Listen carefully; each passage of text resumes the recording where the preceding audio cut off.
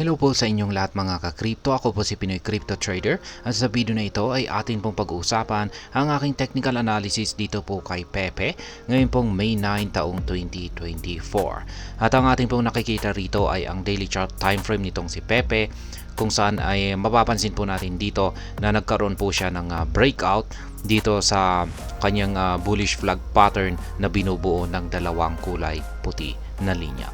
At maliban po rito ay pagkatapos po ng breakout nito ay meron po siyang nabuong pattern po ulit na isa pong ascending wedge pattern po ito na binubuo naman po ng dalawang kulay blue na linya. At sa ascending wedge pattern na po na ito ay dito na po kasalukuyang naglalaro ang market price ni Pepe.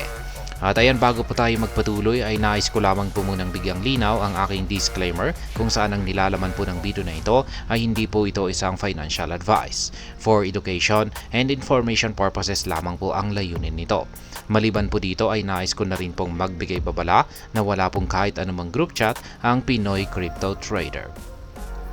At check po muna natin yung kanyang performance dito kay CoinMarketCap. At itong si Pepe ang siyang nananatiling top 3 dito sa rankings ng mga meme coins natin by market cap. At maganda naman po yung kanyang performance na ipinapakita rito sapagkat yung kanyang 24-hour performance ay umangat naman po siya ng 2.71%.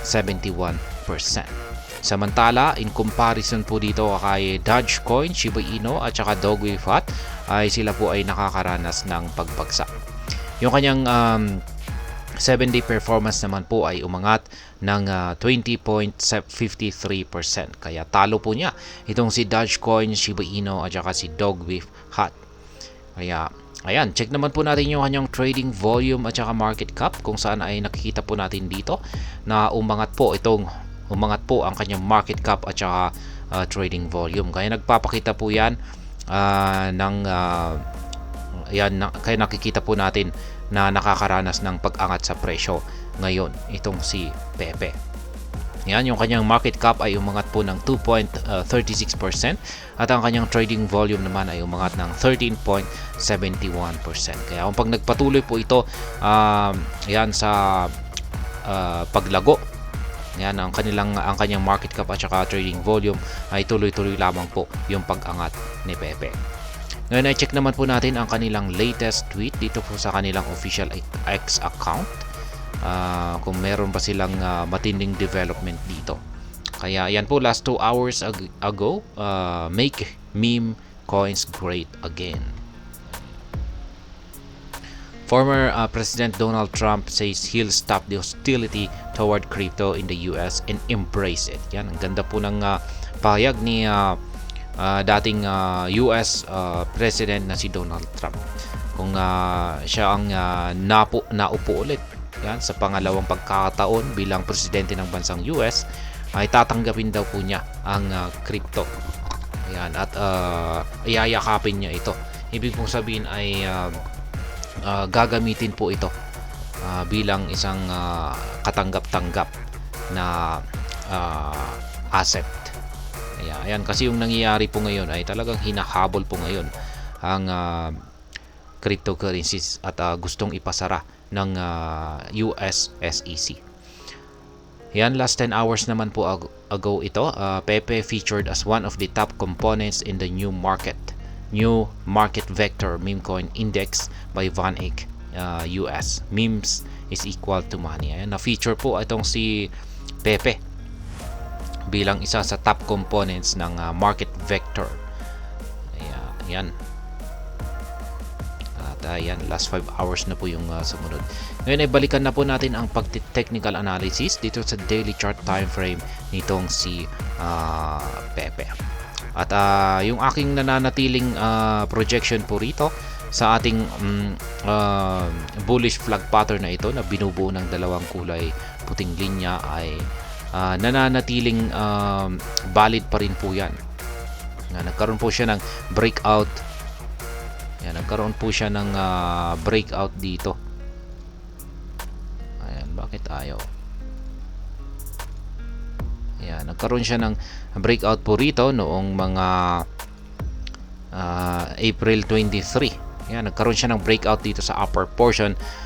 Dito po sa upper portion ng ating bullish flag pattern na ito. At dahil po dyan, ay yung aking analysis dito ay ayan, bullish breakout na ito ay nananatili pa rin po na valid kung saan ay aakyatin niya. Ayan, aakyatin niya ang pinaka price target natin dito or pinaka ultimate price target natin dito na nasa presyong 40 digits 1085. Kaya yan po yung pinaka price target natin dito.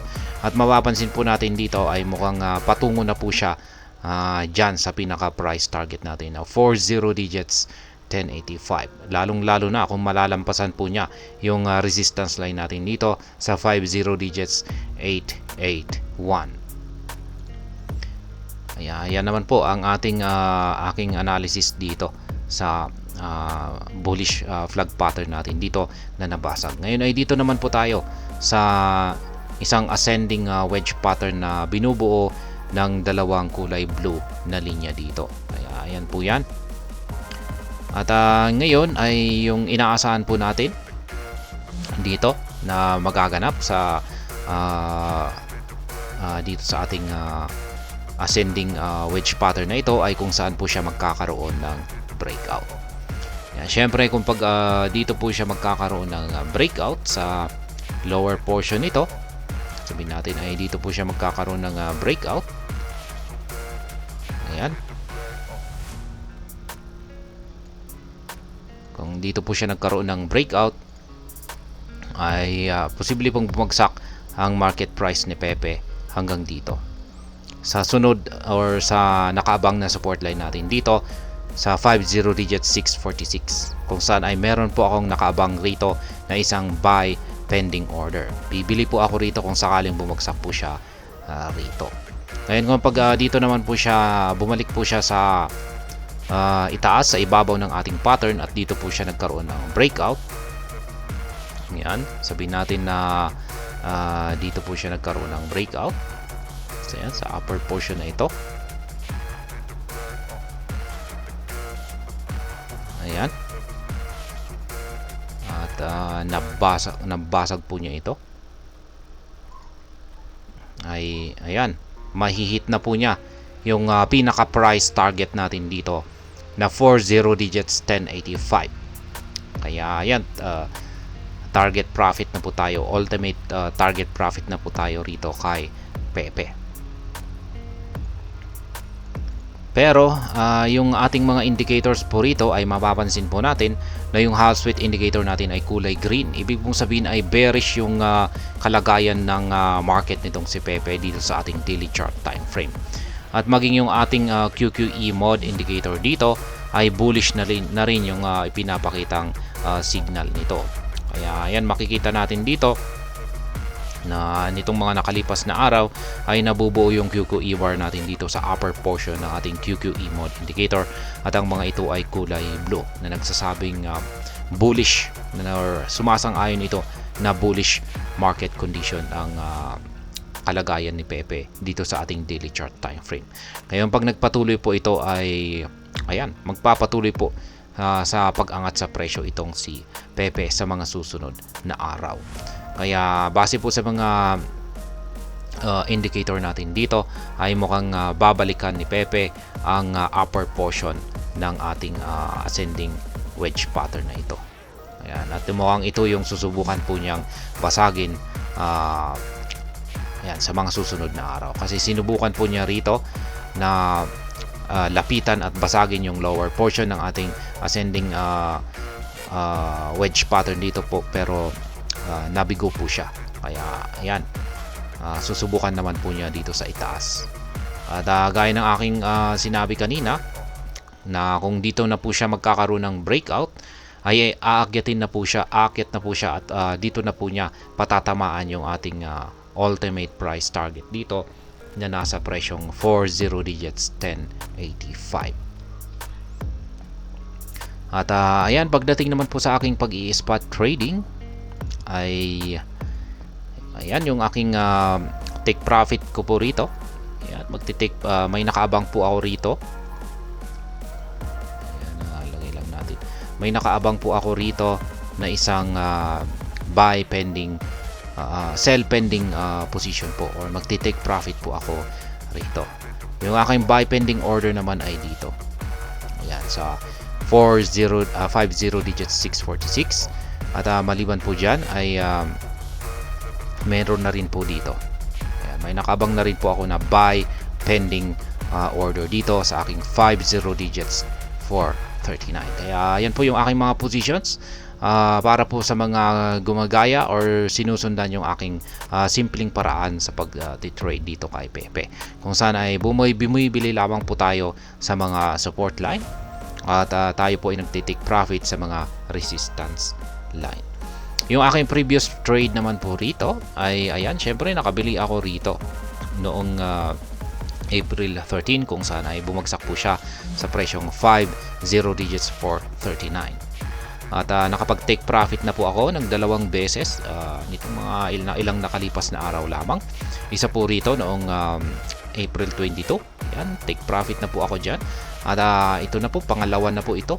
Yung dito naman, May 4. Ayan, nakapag-take profit naman po ako dyan. Kaya, yan, sana ay ganun din po kayo. At yan, nagsasaya na po tayo ngayon dahil yan, nakakadalawang take profit na po tayo nitong nakalipas na buwan ng Abril, at isang beses na rin dito sa ngayong buwan ng May. At kung sakaling aakyatin po talaga niya ang 40 digits 1085 na pinaka price target natin dito ngayong buwan na ito na po yung magiging pangatlong take profit natin sa buwan na ito. Ayan po ang aking technical analysis update sa araw na ito dito po kay Pepe. Kaya ayan, hanggang dito na lamang po tayo sa video na ito mga ka-crypto. Sana po ay inyong nagustuhan ang aking paliwanag sa video na ito. Kung inyo po itong nagustuhan ay pag-click lamang po ang like button nito. Para naman po sa mga bago lamang dito, kayo po ay aking inaanyayahan para mag-subscribe. Pag-click na rin po ang bell icon nito dahil ito po ang siya magsisilbing notification nito sa mga bago kong videos na akin pong ina-upload sa aking YouTube channel na ito. Marami pong salamat sa panonood. Ingat po tayo lagi at God bless po sa ating lahat.